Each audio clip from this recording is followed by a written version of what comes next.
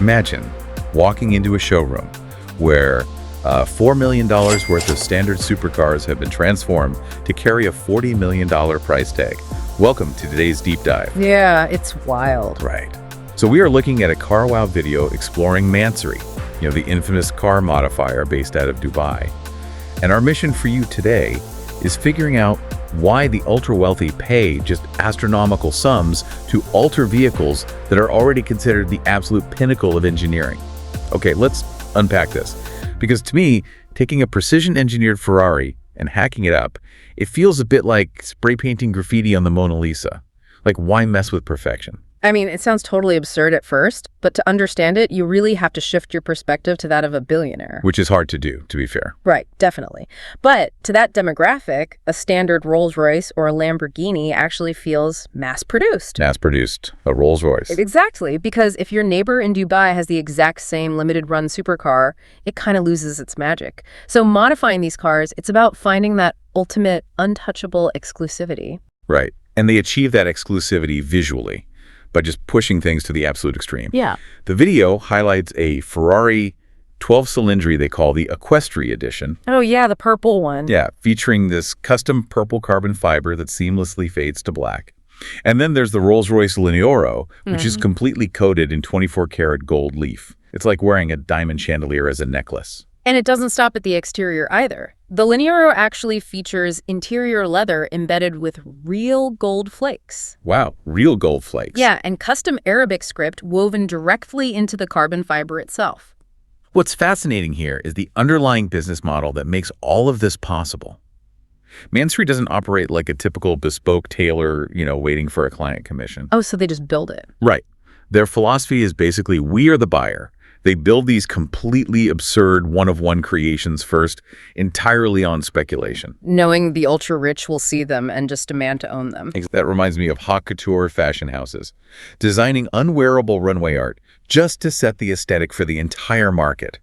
But surely fresh paint and some woven gold aren't enough to justify a 10 times price markup, right? Well, no, and that is why Mansory had to move beyond visual modifications into really aggressive structural engineering.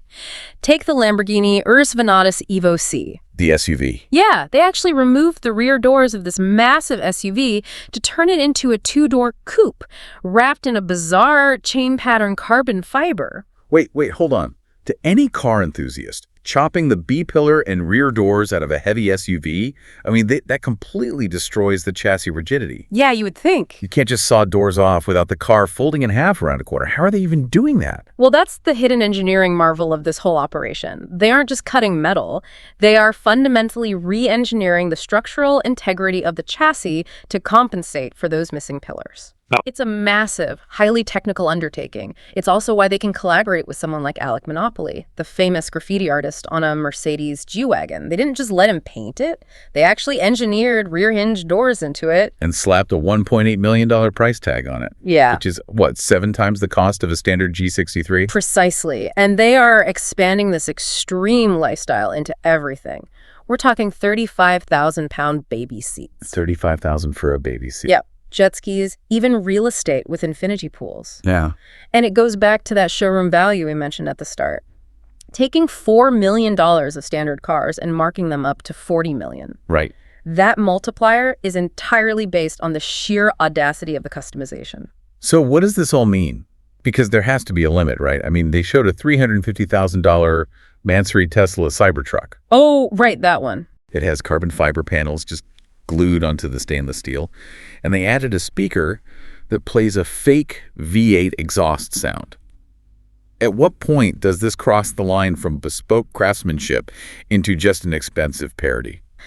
It absolutely borders on parody, but what prevents it from being a total joke is the undeniable, flawless craftsmanship beneath it all, like the stitching, the paintwork, the carbon fiber weaves. It is executed perfectly. So the quality is actually there. Oh, 100%. It's not about practicality or traditional good taste. It's about pushing boundaries and completely insulating the buyer from the mundane mass market world. For this demographic, these aren't just cars anymore. They are rolling personal monuments.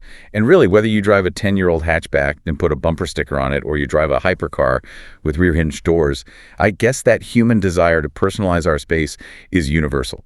It scales up pretty dramatically, but yeah, the core impulse is exactly the same. Which leaves you with an interesting question to mull over. In an era where even the highest-end luxury items are ultimately mass-produced, is completely dismantling and rebuilding a multi-million-dollar supercar the highest form of modern art? Or is it just the ultimate symptom of having entirely too much money?